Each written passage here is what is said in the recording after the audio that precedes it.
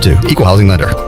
In studio with Dr. Shondell Jones today from Kinetic Physical Therapy. Dr. Jones, you guys offer more than physical therapy. Oh, yes, absolutely. We have more than therapy services, and, we have a lot, but a lot of people don't know that we offer personal training and even health coaching services. We have personal trainers that will actually come right to your home, do a personalized workout plan with you, and our health coaches will help you meet goals and solve problems for those health challenges you wanted to solve but just haven't had a chance to get to yet. Hey, to learn about our packages and deals, you can go right to our website at kptonline.com.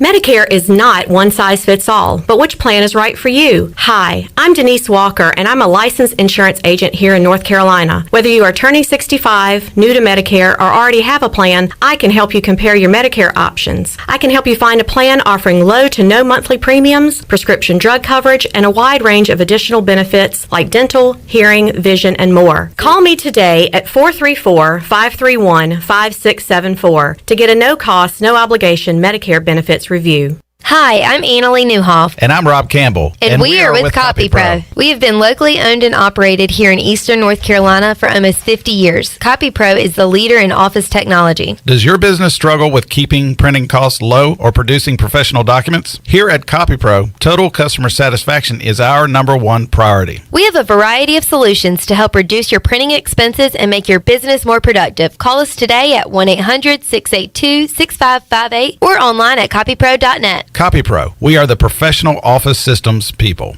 Hey, this is Jay from Villa Verde. Did you know that Villa Verde opened up its second location? Yes, it's Villa Verde Dos on Arlington Boulevard across the hospital. This new location is a fast, casual environment where you can make your own bowls for only $9.95. Choose from our fresh ingredients from our toppings bars or enjoy an amazing rotisserie chicken. We promise you can be in and out in less than 15 minutes. For a quick, healthy meal at an affordable price, visit us at Villa Verde Dos on Arlington Boulevard. Villa Verde, a platform for good. Hey Pirate Nation, this is proud ECU graduate and former baseball player Brandon Manning inviting you to join my team at Farm Bureau Insurance. Right now, during hurricane season, is a good time to review your coverage with a local trusted agent like me.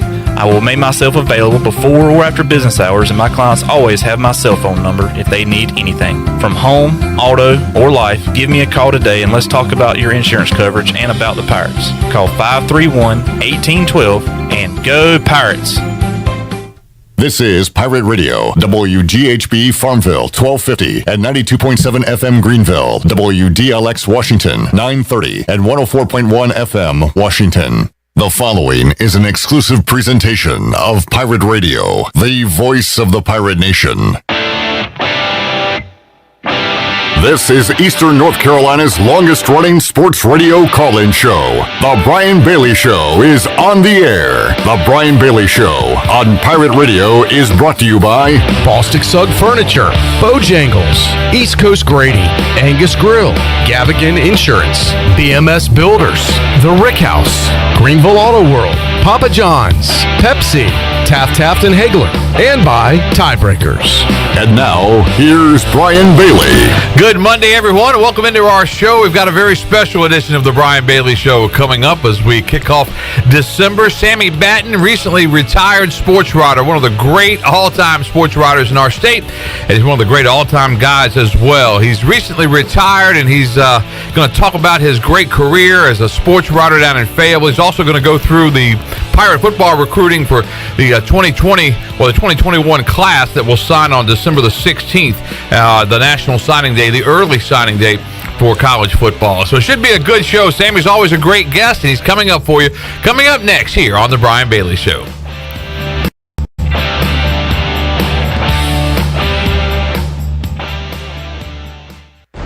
At Tiebreakers, we admit we have a bit of a problem. People love our wings so much that they're starting to sell their home TVs just so they can watch all the sporting events here at Tiebreakers. Seriously, we're glad you love our hand-breaded, hand-cut boneless wings that much, but we really need you to go home at the end of the night. It's okay, we'll be here tomorrow. And when you come back, bring a friend with you. For great food, great friends, and cold beer, we'll see you at Tiebreakers. Tiebreakers, break the chain, eat local. This is John Gavigan with the Gavigan Agency. Our top priority is doing what is best for our members. Whether you are buying a new vehicle, a new home, protecting your family with life insurance, or filing a claim, our agency will be there every step of the way. Our goal is to become a trusted advisor for you and your family for all of your personal and commercial insurance needs. Give us a call in Greenville at 756-1400 for a car, home, business, or life insurance quote today, and give us the opportunity to show you the benefits of doing business with someone who cares. There's no better time to drive away with a quality pre-owned car, truck, or SUV from Greenville Auto World. Greenville Auto World is your authorized rough country dealer. We specialize in lift and leveling kits along with custom wheel packages. Whether you're looking for ground clearance or enhancing the appearance of your vehicle, trust our team for your off-road experience. Greenville Auto World, 3840 South Charles Boulevard across from Hardee's at Bells Fork, or greenvilleautoworld.net. If you thought you saw the last of double cheeseburger pizza, think again, because it's back at Papa John's again. Get a large double cheeseburger pizza for just $12. Better ingredients, better pizza, Papa John's. Hey, Pirate fans, order the new double cheeseburger pizza for only $12. The new cheeseburger pizza is an MVP move for game day or any day. Place your order online at papajohns.com and sign up for Papa Rewards. Papa John's, the official pizza of the ECU Pirates. Let us help you get back to business. This is Donald Stocks and Justin Judge of PIP of Eastern North Carolina. We're ready to assist your business with branded PPE. Would you like face masks with your logo? We can do that. Plus custom social distancing signage. Now is the time to ramp up your marketing efforts. Whether it's cutting edge, contactless, touchless marketing, or traditional direct mail, we can do it all. We are PIP of Eastern North Carolina. When you don't have time to go to lunch, let Jimmy John's deliver lunch to you. With Jimmy John's, we can get a freaky fresh sandwich to you freaky fast. Click to order at jimmyjohns.com. Dinner's great. It's one of your top 3 favorite meals. You just don't want to have to make it. Well, with Jimmy John's, you don't have to. Whether you live in a sandwich delivery zone or head into the store, you can always get a freaky fresh sandwich. Click to order at jimmyjohns.com. Pirate Radio. Ready? Yep. One way. Pirate way. Pirate way. Only way. All right. Hey! All right. The voice of the Pirate Nation.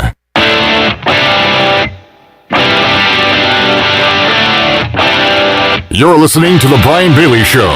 Now, back to Brian. All right, welcome back. Kind of a dreary Monday outside. We promised to make it better for the next hour. We've got Sammy Batten, who has recently retired from the Fayetteville Observer, and he's one of the great all-around guys around, almost a legend, right? Sammy Batten, welcome to the show.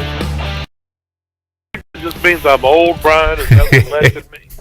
That's basically what it comes down to. When they start saying you're an icon or a legend, or it basically just means you're old. And I've been old for a long, long time. And I don't know if I ever get the legendary status, but if age matters, then I'll get there with the white hair and that kind of thing. But welcome to the show. And I know, when you think about retirement, a lot of people think about doing other things and that kind of thing. And I know you well enough to know that you're going to be doing a lot of stuff that you've been doing for years, right?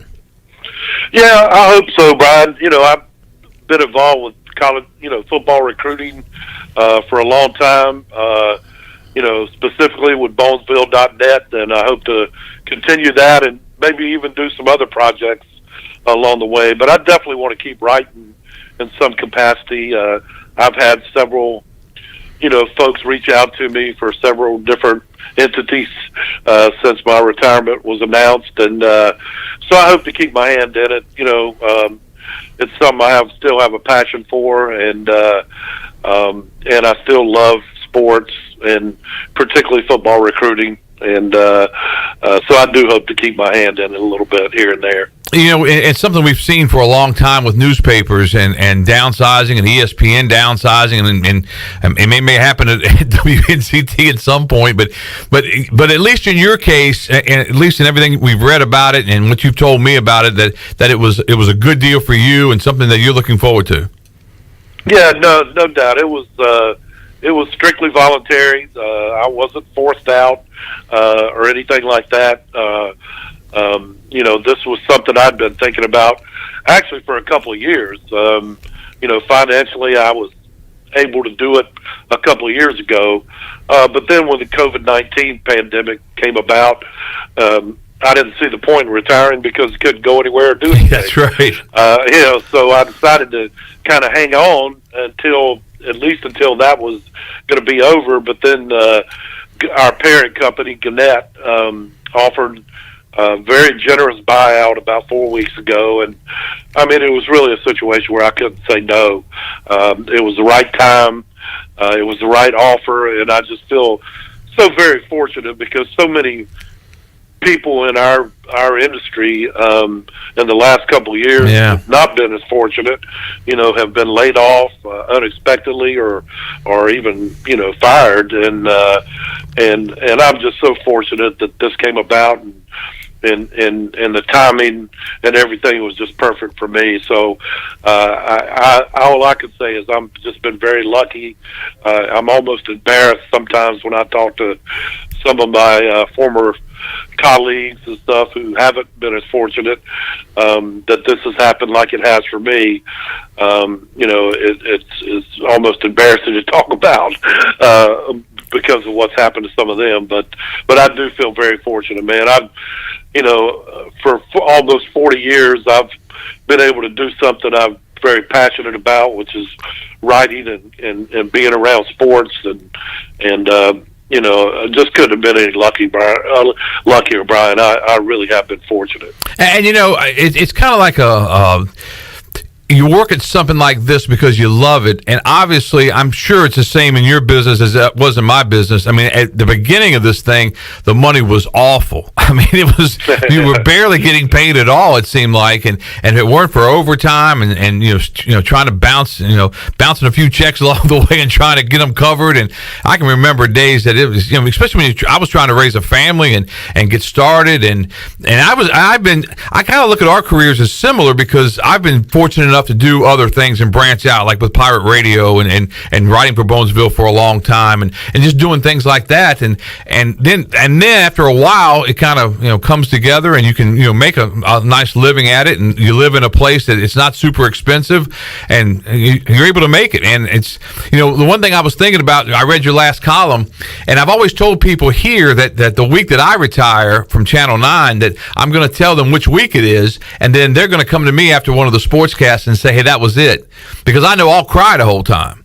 I mean, I get emotional just thinking about it. And I read I think I had tears in my eyes reading your column, because it just, it's just one of those things that until you always think about that day, but until it comes and it slaps you right in the face, I mean, it's there. But I think a guy like you who's so talented and such a good writer, and like you said, you've already had people reaching out and wanting to do things, and I'm pretty sure about 2 or 3 months from now, you're going to be saying, man, I'm so busy, I can't stand it. I need to go back to work. Yeah, no, I don't think I'm going to say that. No, but and that's actually, some of the people that have reached out for some full-time opportunities, and I've kind of told them, well, thank you, I really appreciate it, but I'm not sure I want to work that much.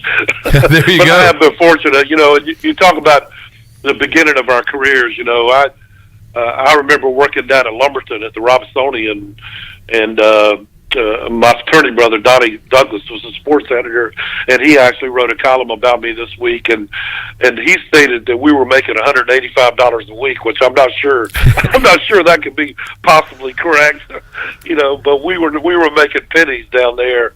I do know that, and it was hard to make ends meet, and this is not a lucrative business overall. I mean, for just the regular Joes like us, we're never going to get rich like maybe some of these ESPN or national type people.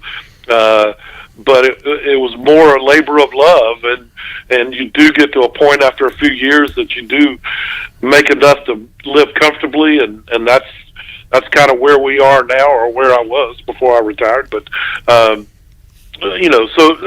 it's almost like this is a field where you really have to earn your money. You have to pay your dues to get where you really were earning enough money to be comfortable, and I think that makes you appreciate it even more when you do reach that point. That you're making ends meet, and you have a little extra to go travel and do some of the things you really want to do, but you've earned every penny of it because you've put in the time and the years to do it. I tell you, my story, I should have worked with you guys. Mine was $4.09 an hour for 40 hours a week, and they cut overtime. So all of a sudden, it was like, oh my gosh. But those, you look back on them, and you look back on them with fond memories, though, because I think that's one of the things I'm most proud about guys like yourself and guys like me that have been able to last as long and persevere through. We've had terrible times in the TV industry in like 07, 08, 09 when nobody was buying commercials and they were laying off people left and right, and just to survive some of that, and this COVID has been completely different. I mean, it's been, for TV folks, it's been crazy. I mean, I was lucky I learned the Zoom room pretty quickly and got some really good interviews on Zoom to kind of make it. But that's a scary thing, Sammy, when you wake up in the morning and you don't know anything about what you're going to do for sports for the rest of the day. Like today, obviously, the Pirates are playing Wilmington. We'll talk about that in a few minutes. Pittsburgh and the Washington football team, they've got a game at 5, and then you got a Monday night game. You got all kinds of things. College basketball's heating up, but man, it was a scary time around March and April, wasn't it? Yeah, well, I was at the ACC tournament in March when all this started, and they canceled the rest of the tournament. And I was supposed to go that Sunday after the ACC tournament finished. I was supposed to fly to Florida to spend a week at spring training with our minor league baseball team. Wow. Which I was really looking forward to. So you had that gap there from March to, whatever, where there was no sports going on at all. And that really was a difficult time, trying to find things to do and write about and make yourself still relevant to your company. That was the scary part. They actually had, me writing news stories, or stories about COVID, and which was kind of interesting for somebody who's done sports all his life to all of a sudden, transition a little bit over to the news side. You got an appreciation for those folks and what they do a little more doing that. But yeah, that was a crazy time, and I know in 40 years I've never experienced anything even close to that in my career, where everything was shut down, and there were no sports at all going on. I think the only thing that was similar was 9/11 whenever that hit, and then for about a week there was nothing because everything shut down, and once everything started cranking back up again. But really you can't compare the two because it was just a terrible time, and it still is basically. I mean, obviously we're still in the middle of this COVID-19, and we're trying to keep everybody safe, and the fans can't go to the games right now. How much have you missed fans at games, Sammy? Because I watch a game on TV and I still love to watch the games, but the fans not being there just takes away from it, doesn't it? Yeah, I went to UNC's opening game when there was nobody there at all. Now, gradually, more fans have been allowed, and I've been to NC State where there's been a few people in the stands, and then my last game was the Notre Dame UNC game, where there were a few more people. 900 students were allowed in for that game. But yeah, it definitely takes away from the atmosphere. I mean, that UNC Notre Dame game, that I know people joke about the crowds at Kenan Stadium, but that would have been one game where that place would have been packed and really enthusiastic, and Carolina hanging around till the third quarter of that game. That would have been a fantastic atmosphere and environment, and instead, you barely hear any clapping or cheering, when a big play is made. So yeah, it's definitely taken away from the atmosphere at the stadiums, but at least they're playing. So I guess that's the way to look at it. At least they're out there playing the games right now. We can still watch them. If you can't watch them in person, you can still see it on TV, and that's better than a blank screen. Sammy Batten's our guest. We'll take your questions and comments if you have any for Sammy Batten on our Facebook Live page. We are broadcasting live on Facebook right now through Pirate Radio. Sammy Batten recently retired from the Fayetteville Observer, covered 40 college bowl games. And I say our careers were similar. We didn't get a chance to go to 40 during my 36 years, but we've gone to some. What's your favorite memory from a bowl game? What's your favorite bowl game you covered? Well, I don't think there's any question that 92 Peach Bowl with East Carolina and NC State with Jeff Blake and that comeback is without a doubt probably the most exciting bowl game I ever covered. I covered a Music City Bowl where UNC kicked a field goal to force overtime and then beat Tennessee in overtime. And there were more Tennessee fans there, and I thought a riot was going to break out when all that occurred. I saw Russell Wilson play his final game for NC State in a bowl game. I saw Phillip Rivers' final bowl game or final game at NC State. But that 92 Peach Bowl, I don't think anything could compare. Who would have thought, in the third quarter of that game that East Carolina would have any kind of chance? And that was at a time, too, where nobody expected East Carolina to beat at NC State. These days when they go up against a UNC or an NC State or any of the in-state schools, you think East Carolina certainly has a chance of winning those games. But back then, it wasn't even a thought. These schools were always, better than East Carolina, or at least that was the general thought. So that was a huge game to kind of, debunk that thought that East Carolina could compete with these teams. And still, and I guess you would probably agree, that's probably one of the biggest victories in East Carolina still today. That's the watermark. I mean, that's the one right there, the Peach Bowl after the 1991 season, and that's the one we always compare everything to. I don't know if you ever had a chance to go to Hawaii for a bowl, but that goes down as my favorite bowl to cover as far as what they did for the teams. And I told some people after I got back, I said, man, you'd have thought East Carolina and Boise State were playing for the national championship. The way they treated them, it was incredible. And covering a team because I remember one year I saw you on the bowl circuit, and I think you went to 3 bowls that year. That's how you got your 40 through all those years. Three bowl games in 3 days. Wow, yeah. What year was that? Gosh, Brian, I'm so bad. I can't remember either. I remember, but I know I went to Florida first. I think that might have been Russell Wilson's last game for NC State, and then I flew up to the Military Bowl for East Carolina. I think that was Ruff's first bowl game with East Carolina, and then to the Music City Bowl the next day. So it was to Florida, D.C., and then to Nashville for those 3 games. And I can't remember exactly what year that was. I'm really bad at dates without looking, but that was quite an experience just to have the airlines not delay any flights and be able to make those 3 games, because a couple of them, I'm sure I flew into D.C. for the Military Bowl on the morning before the game, and then I think I flew out that night to Nashville, so I actually had a little spare time there. But yeah, that was one of my most exhausting experiences, I think, of my career for sure, and certainly one of the most interesting to be able to make all those flights on time and get to all 3 of those games, to file a story, and then to be able to get out and go to the next one. Clip, we're working on the Military Bowl. What year was that? So that was Ruff's first year. That was 2010. Yeah, I was thinking that sounds about right. Yeah, that's around there. Yeah, the end of 2010. Yeah. So I remember it was so cold because they played that one. That was it JFK Stadium, or what is the RFK? RFK. Yeah, and I remember it just being so brutally cold at the game, and then after the game, because it was an open air press box too. So you were freezing out there covered the game, and then afterwards we were able to go back in some of the little offices there to warm up so our fingers could actually type our stories. RFK, JFK, same thing.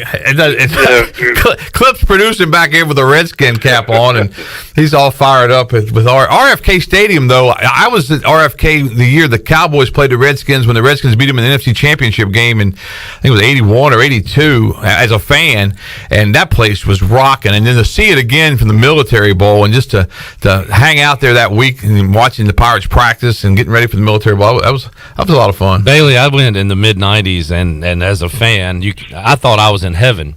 And then to get a little older and to see what that place actually was and to hear all the horror stories about how big of a dump it was, it made me kind of sad, but yeah, it was kind of a dump. Yeah. I got to admit. Was that the coldest bowl game you covered, Sammy? No. I covered UNC and Florida State. I think it was the Gator Bowl one year.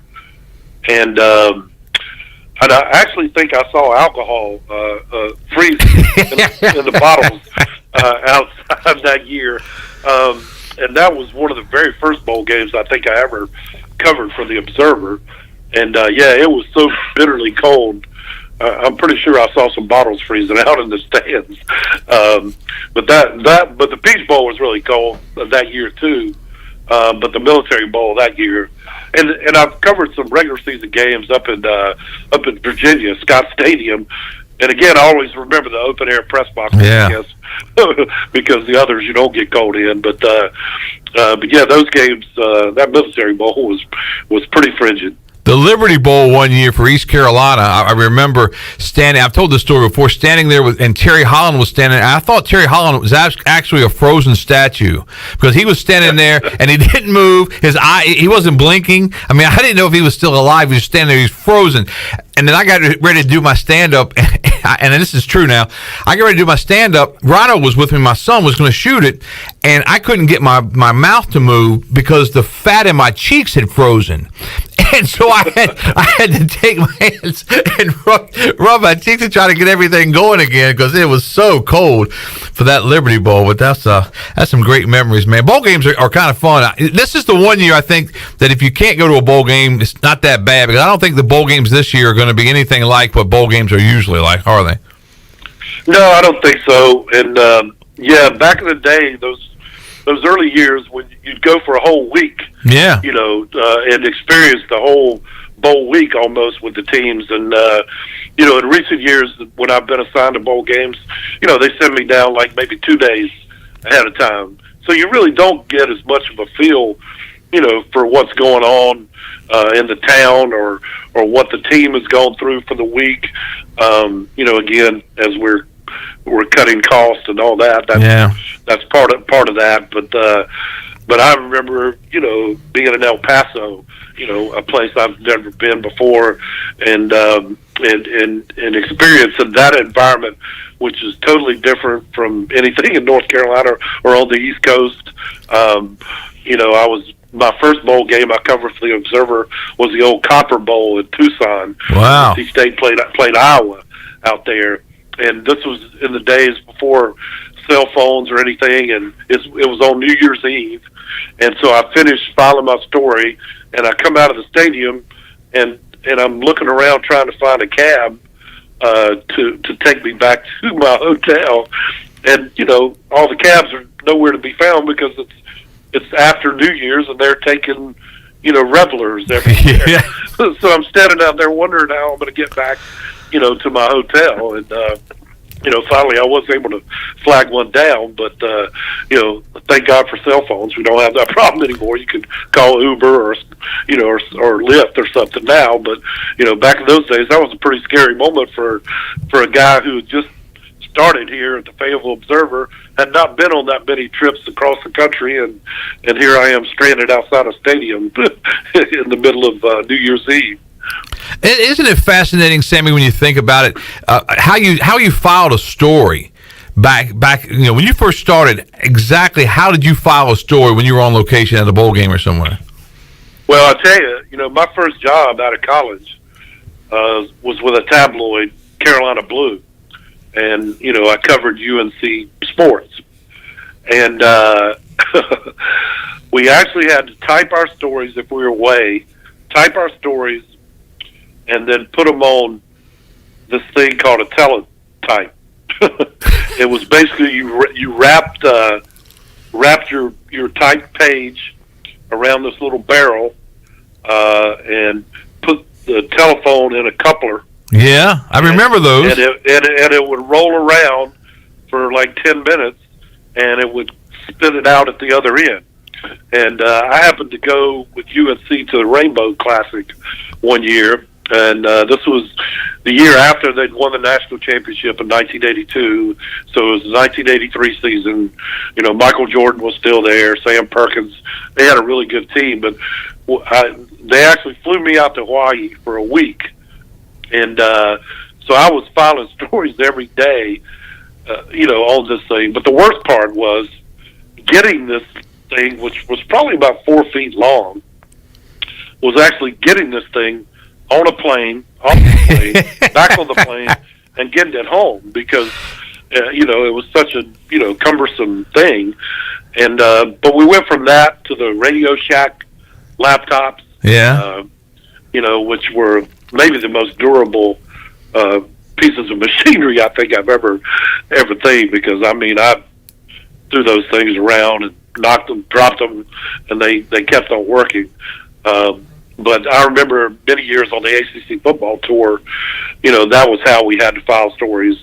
We'd stop at every school, interview coaches and players, and I'd have to file like 25 stories from each site during those days. But we did it all with the Radio Shack machine that, again, you had to put the phone in a coupler and then send it back, to a computer at your office. And so I've really seen a lot of technology come and go in my time as well. So it's been really nice to have this more modern technology with your laptops and being able to send by email or other methods directly to the system rather than, all these different ways. But sending those with that teletype was certainly a challenge, typing it out 3 or 4 or 5 pages and then having to put each page one by one on this thing. So it may take you 45 minutes or an hour if you had a long story, to send it all. And so that was quite a challenge.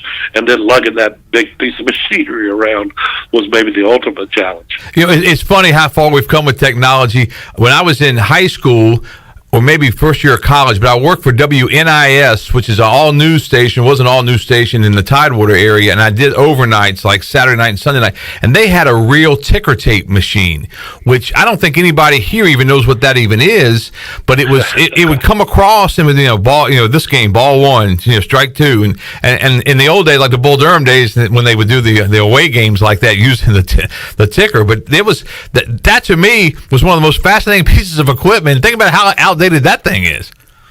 Oh yeah, and I think when I originally came to the Fayetteville Observer, of course, then we had 2 newspapers, a morning and afternoon paper here, the Observer and the Fayetteville Times, and you saw things like that here, and I think even in the entrance to the Observer's building, we have like a little museum type thing there, and they actually have one of those. Wow! In the entranceway there to show folks as they walk in. Unbelievable, man! Great going down memory lane with Sammy Batten, recently retired from the Fayetteville Observer. We'll take a commercial break right now. We'll come back. We'll talk Pirate football recruiting in the back half hour. Back with more with Sammy Batten after this.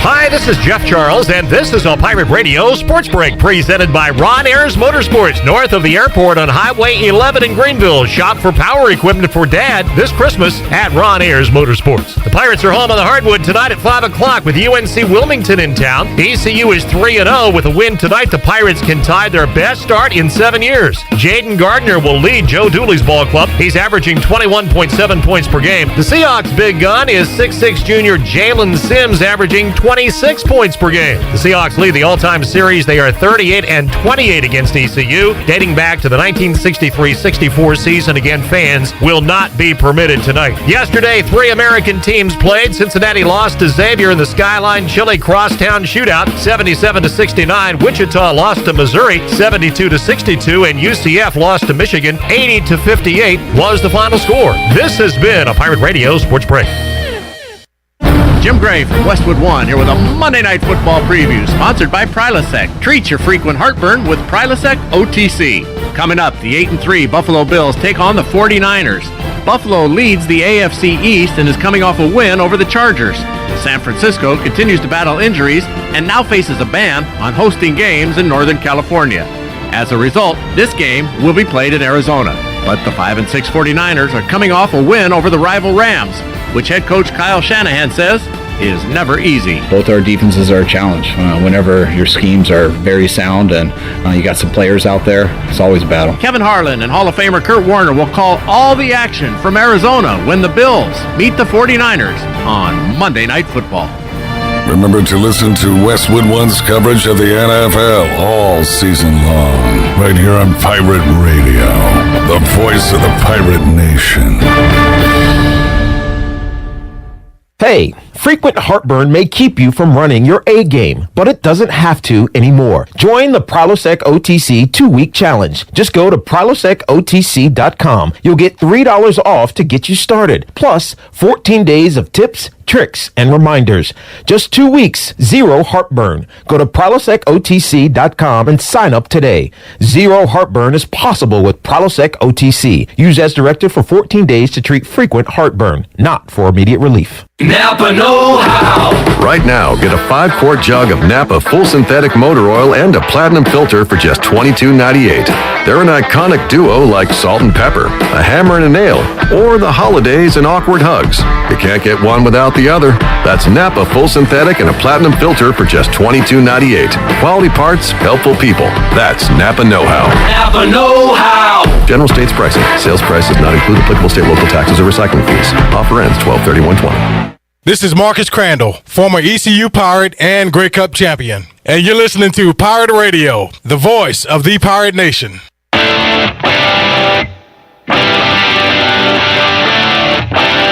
You're listening to The Brian Bailey Show. Now, back to Brian. All right, welcome back on this Monday, this dreary Monday in Greenville. We're talking with Sammy Batten, recently retired from the Fayetteville Observer. Sammy, let's talk about some of your favorite Pirates of all time from your neck of the woods down there. And Vontae Leach has to go to the top of that list, doesn't he? Well, that's my guy. I've covered Vontae from the time he was at South Robinson High School, and I still say to this day, one of the most remarkable performances I've ever seen by an athlete in a state playoff game. He carried the ball like 25 straight times on offense and then played every down on defense for South Robinson. I thought his coach, Mike Brill, was trying to kill him that night. But Vontae is such a class guy. I followed him through his career at East Carolina and then in the NFL, and now he's come back to Robinson County and is now ran for a spot on the school board and won down there. So he's giving back to his community, and that's something I love seeing guys like that do. Patrick Pinckney is another guy that I followed all the way through high school and to back-to-back conference championships at East Carolina. Just so many guys. Marcus Crandall, who was just on in the national there for you guys. What a great athlete and quarterback he was, and went on to a great career in the Canadian Football League. David Gerrard, when he came out of high school, most people thought he was going to be a tight end. Mm-hmm. Very few people, recruited him as a quarterback, but Steve Logan did and gave him that opportunity, and look what he did. Yeah. Just so many great players. Now, of course, I go way back before I was a writer, and I have to say my favorite pirate ever is Danny Kepley. Yeah. I grew up in Goldsboro, and Danny was sort of a hero of mine as a kid growing up at Goldsboro, and Captain Crunch when he got to East Carolina, and that wild dog or defense over there. Yeah. I grew up watching those guys, Bobby Myrick and Mike Myrick, who both played there. I followed East Carolina growing up, and even though I didn't wind up going to school there, a lot of my memories as a high school or as a kid growing up in Goldsboro was all about East Carolina football, and Danny was, really kind of like my childhood hero, and I wound up playing, with his brother, David, who went on to play at East Carolina also, when I was in high school, and so I have a lot of great memories about East Carolina football, growing up, and of course, Ruffin, McNeil, oh yeah, one of my good friends, and again, a guy whose career I followed not so much as a player, but his first coaching job was down in Lumberton when I was working down there. He came back to work at his old high school, and so I started a friendship with him there that has lasted right up till today. I tell you, Coach Ruff, and now it doesn't even seem right to see him in red, but I know he's enjoying stuff and enjoying trying to, when I think about this COVID situation, I think about him and Earlene and him trying to take care of his dad down there, and just how hard it is. You can't be around, your loved ones and stuff, and that's really a sad part of this whole COVID, isn't it? Yeah, it really is. I mean, you see these pictures sometimes on social media of people talking to their loved ones through windows or things like that, and it really is sad, and particularly when you have an elderly parent like he does. But I can guarantee you, nobody's taking better care and time with their parent than Ruffin McNeil. Talking to Sammy Batten, let's go through some of the recruits set to sign. December the 16th is the National Signing Day, the early signing day. And really, since they've moved it to December, that's really the one that everybody really goes with. There's another signing day later on in February, but everybody pretty much signs early on, don't they? They really do, and that's kind of been the trend, Brian, since they started the early signing period. But for East Carolina this year, that may be a little different. I mean, right now, they're sitting at about 10 commitments right now, which is not the norm. They normally, in the past, have signed the majority of their class, on the early signing period. But I think you're going to see a lot more activity, with East Carolina, after this signing period, because even though this isn't expected to be a large class, they're probably not going to sign the full 25. I do think there's going to be a lot of movement for them, after this early signing period for a lot of reasons. And go ahead. No, I was just for a lot of reasons that there'll be a lot of more people available that they may be involved with after the signing period. Plus, you have the transfer portal, which has become such a big factor, right now in recruiting, and again, I just think they've been after some people who haven't made their decision yet. When you look at this list, who stands up as one of the top recruits on this list?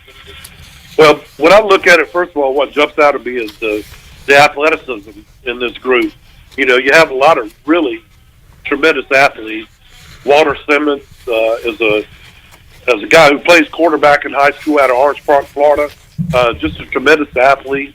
Comes from a football family. His dad, his grandfather, all played college football, and he's been a tremendous quarterback. But I could see him playing any number of other positions at East Carolina, including quarterback.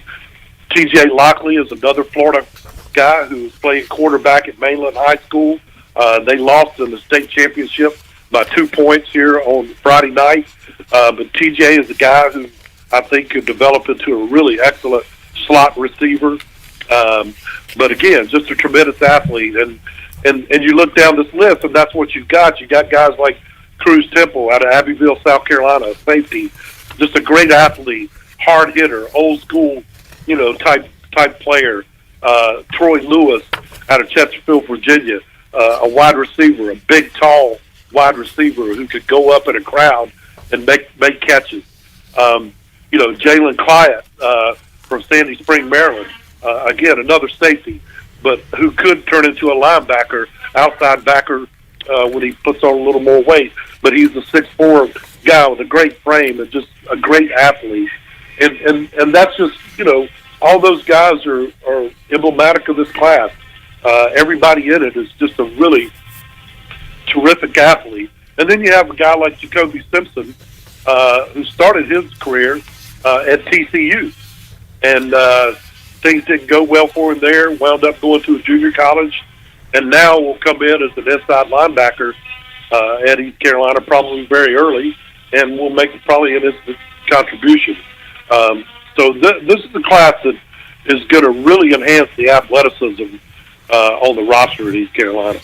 Talking with Sammy Batten, talking a little recruiting as far as the class of 2021 is concerned. December 16th is the early national signing day. What have you heard from the coaches as far as how hard it's been to recruit? Because in North Carolina, they didn't even play high school football. They hope to play late February through the month of March and into April.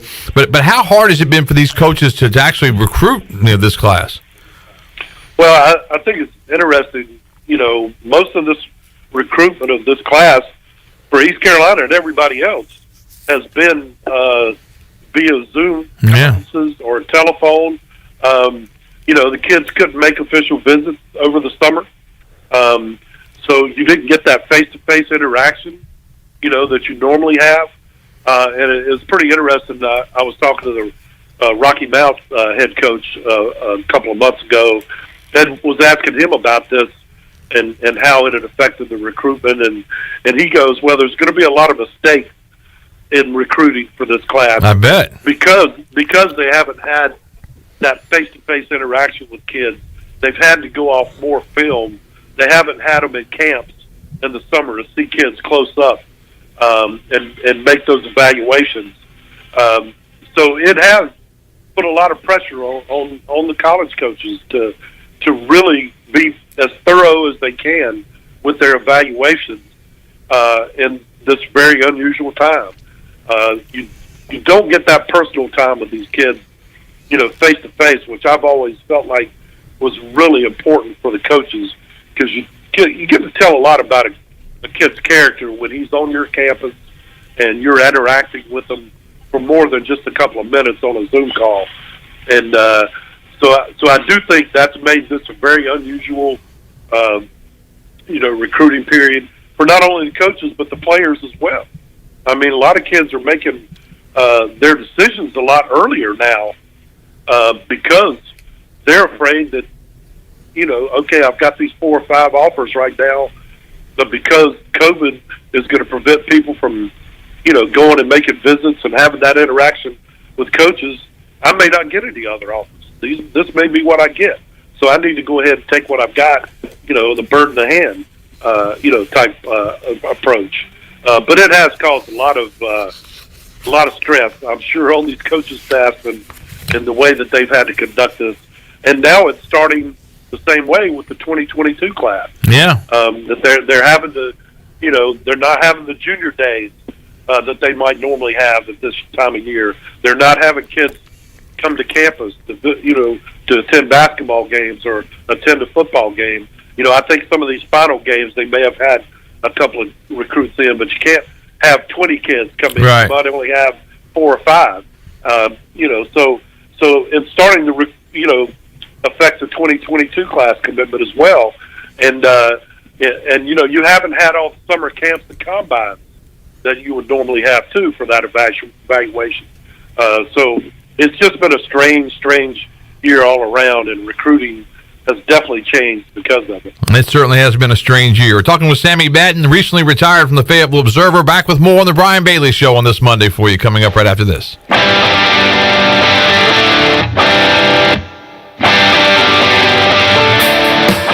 The Rick House is Eastern North Carolina's premier American-styled restaurant and bar. Join us at the Rick House for mouth-watering steaks and the best burgers around. Check out the spicy mahi risotto or the bourbon pecan salmon. Wednesday night is date night. 2 salads, an appetizer, a bottle of wine, 2 entrees, and a dessert for just $55. Thursday is ladies' night with $5 martinis and special apps. The Rick House, American Provisions and Spirits, 710 Red Banks Road beside the bowling alley in Greenville. The Rick House.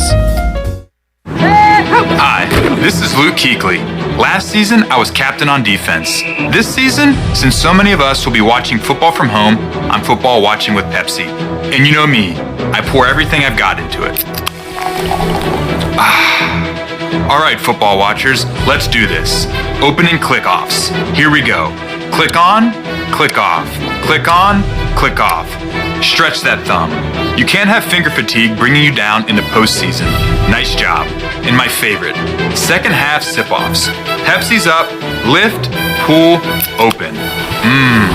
Ice cold Pepsi and watching football. Nothing better. It's not game day without a delicious, refreshing Pepsi, the official soft drink of the National Football League. Head to your nearest retailer, grab your Pepsi before kickoff, then sit back, relax, and cheer on your favorite team. Pepsi, made for football watching. Bostic Sugg Furniture is overstacked and overstocked. Overflowing inventory means clear out prices. Hurry in and take advantage of the biggest and best deals throughout our showroom. Save up to 20% off the best furniture brands: Lazy Boy, Bassett, Kincaid, Rowe, and Restonic mattresses. Plus, just for this sale, 12 months special financing or choose 48 months special financing. There's savings on top of savings. We're overstacked and overstocked, and that means big savings for you at Bostic Sugg Furniture. I'm Michael Vaughn with East Coast Grading and Utilities. Many of you know my dad, David Vaughn, and his work in putting in subdivisions all over Pirate Nation. But East Coast Grading and Utilities is not just for those type of big jobs. We're here for the homeowners. Whether it's concrete, driveways, hauling rock, or sand, whatever you need, East Coast Grading and Utilities can get the job done. Call us at 252-531-7494 or check us out on Facebook at East Coast Grading and Utilities. Hi, I'm Ken Hagler of Taft Hagler. We're proud to be sponsors of the Brian Bailey Show and the Pirate Nation on Pirate Radio, the voice of the Pirate Nation. If you've been injured on the job or due to someone else's negligence in an automobile collision, call us at 752-2000 for a free consultation with experienced professionals who care. Go Pirates! BMS Builders is your premier custom builder in Eastern North Carolina. With Blackwood and Mills Creek in Greenville, Dalton's Cove in Farmville, and Belmar in Ayden, these are just a few of the developments featuring BMS Builders homes. They can build the home of your dreams. Just ask Dr. Dennis Ross in Greenville or East Carolina football coach Mike Houston. They built their homes, and they can build yours as well. BMS Builders. Give them a call at 916-1578 for BMS Builders. First came the PCC location, then came the ECU location on Jarvis Street. Now introducing the newest store at 10th Street at the Food Line near Walmart. It's Angus Grill 3. 3 restaurants featuring all of your favorite burgers and more. They've got your classic Angus, steak burger, brisket burger, black and blue burger, sweet sriracha burger, jalapeno popper burger. You get the idea. Now with 3 options for the best burger in town. Angus Grill at PCC, Angus Grill at ECU, and now Angus Grill at 10th Street in the Food Line Shopping Center. It's Greenville's best burger, times 3. Pirate Radio. It is a first down. Pirates. The voice of the Pirate Nation.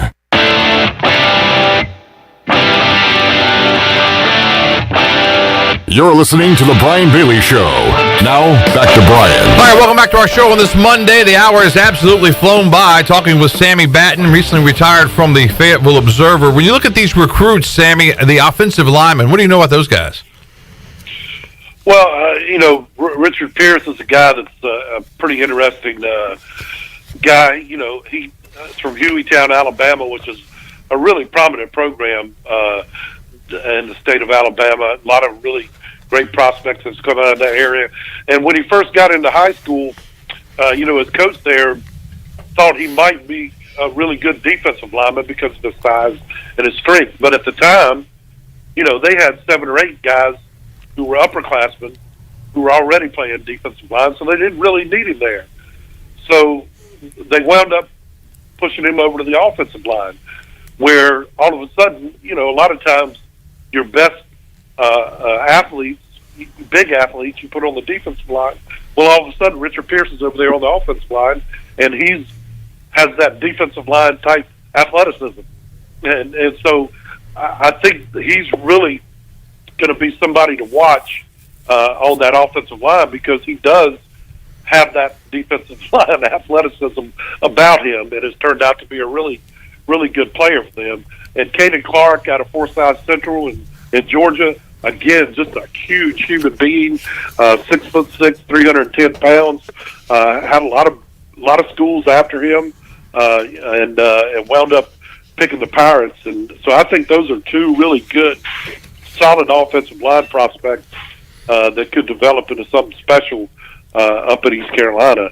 And this is going to be another factor about this recruiting class that we hadn't really talked about or thought about, is that because of the NCAA ruling, some of the guys that might have left East Carolina's programs as seniors or juniors are going to be granted an extra year of eligibility. So maybe they don't feel like they need to sign a really big class this year because of guys they know will come back and take advantage of that full year of that extra year of eligibility. Now, I know we've already heard Blake Prohl and I think Dante Smith also have said they're going to leave. Right. There's 2 guys are going to be leaving, but again, that might be a factor in why at this point they only have 10 commitments.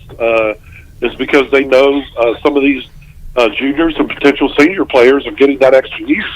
What did you think about Blake Prohl when he announced he was going to go to the NFL draft? What did you think about that? Didn't surprise me. I think Blake is like a really underrated guy. I mean, you throw the ball in his direction and he's going to catch it. Mm-hmm. Now, he's not the fastest guy or biggest guy, outside. But you throw the ball in his direction and that guy's going to make a catch. And any team in the NFL or anywhere else can use a guy like that. So it doesn't surprise me. And I think he had a really strong finish to this season. That didn't really shock me that he decided to go ahead. Now, how high or if he'll get drafted, I don't know.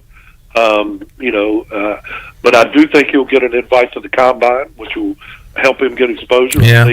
Because of who his father is. Right. That will help him. But overall, he's a guy that's going to catch everything thrown at him, and we've seen a lot of guys like him succeed in the NFL here recently. They don't have to be the biggest or the fastest.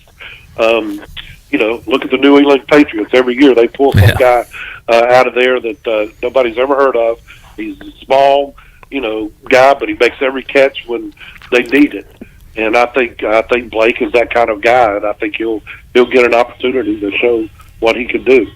As far as recruiting goes, I remember Steve Logan used to say that we want Pirates that want to be Pirates. And I think Mike Houston has pretty much the same philosophy. We want guys that want to be at East Carolina. And that bodes well in recruiting, doesn't it? Yeah, well, I think it's important, to have that attitude about recruits. If you just go out there and recruit every guy just because he's got 4 stars in front of his name, then you're going to have a lot of guys in your program. They're all about themselves. They're not about the team. They're not about representing the university in the right way. I think that's a very important aspect of recruiting. And again, when you talk about making mistakes in that area, I think that's one of the problems we're going to see because of the COVID situation that, coaches and staff haven't had an opportunity to get to know, these players as well as they would under normal circumstances. And so I think that's going to be one thing that's going to be interesting to see is, the character of the guys that are being recruited, and are they there because they love the school, or are they there just because they want to get to the NFL or whatever other reason. But that's going to be one of the problems that we're going to see here and there, because the coaches haven't had a chance to get to know these guys as well as they might in a normal recruiting cycle. Yeah, Sammy, I think coaching hirings and firings are the most fascinating that covering them through the years. And I just cover the East Carolinas of the world. In your career, you guys have had to cover, NC State, North Carolina, Duke, any even smaller schools on that nature. But I told Mike Houston this when we were doing his radio show this year, and we were in a commercial, and I said, the weird thing about Coach Houston is he's the only coach that was hired at East Carolina in my time that his name was the only name that popped up. Like, his name popped up that week, and it was like, yep, that's the guy they got to go get. That's the guy they went and got. And usually it never works like that, does it? No, it usually doesn't. Usually you hear 4 or 5 names, and then finally the guy they wind up with, is the guy. But I think in Mike's situation, I guess, East Carolina had already seen his team play. Up close and personal. Yeah, up close and personal, and we're probably impressed by what happened in that performance. And I think East Carolina was ready for kind of a change because for the most part, other than, I can't even think off the top of my head who, most of the coaches that they had hired recently, except for Skip Holtz, I guess, who had been a head coach at Houston. Right. But when he was hired, was an assistant coach. Yep. But you think about Steve Logan and Ruff and John Thompson, all these guys had been assistant coaches. And I think the administration, when they hired Mike, they were determined to find somebody with a lot of head coaching experience. And when you look at Mike and his success at James Madison at the Citadel, he had been successful at all these different levels as a head coach.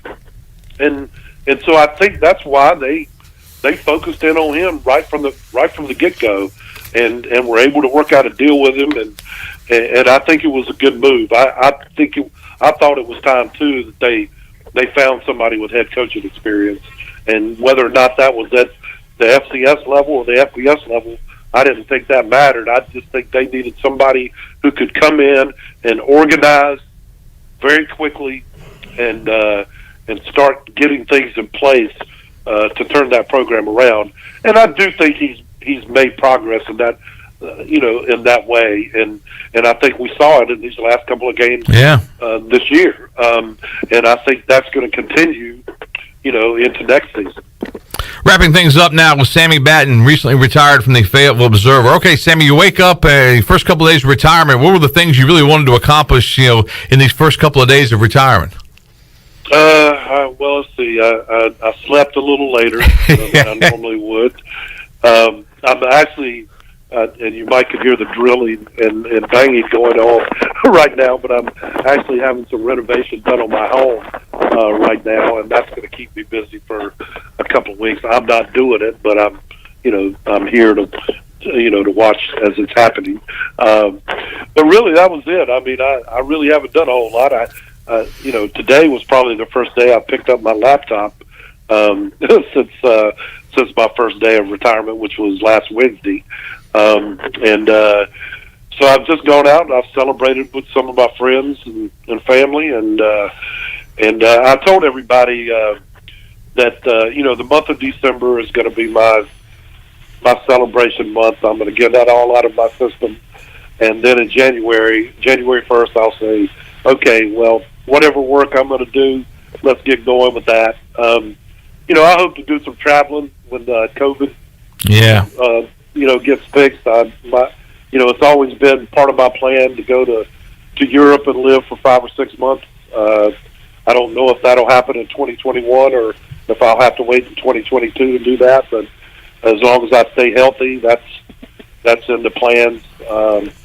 But other than that, man, just kind of chilling out and enjoying not having to worry about a deadline. You can no deadlines in retirement. Sammy Batten joining us, one of the great all-around guys, and certainly have enjoyed our relationship through the years. And thanks so much for always being on with us, and especially today we can reflect on your career. We certainly appreciate it.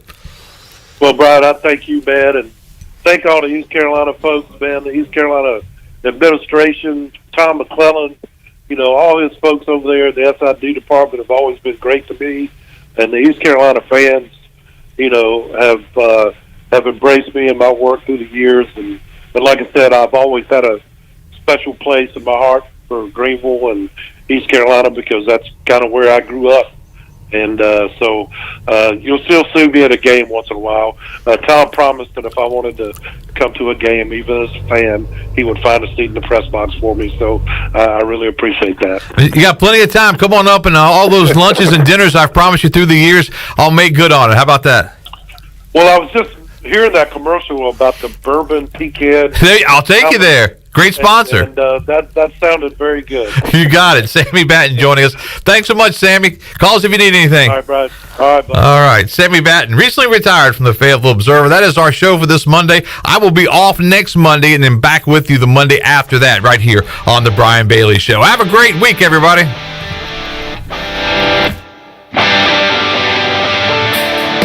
This has been The Brian Bailey Show, brought to you by Bostic Sugg Furniture, Bojangles, East Coast Grading, Angus Grill, Gavigan Insurance, BMS Builders, The Rick House, Greenville Auto World, Papa John's, Pepsi, Taft and Hagler, and by Tiebreakers. Join us next time for another edition of The Brian Bailey Show, exclusive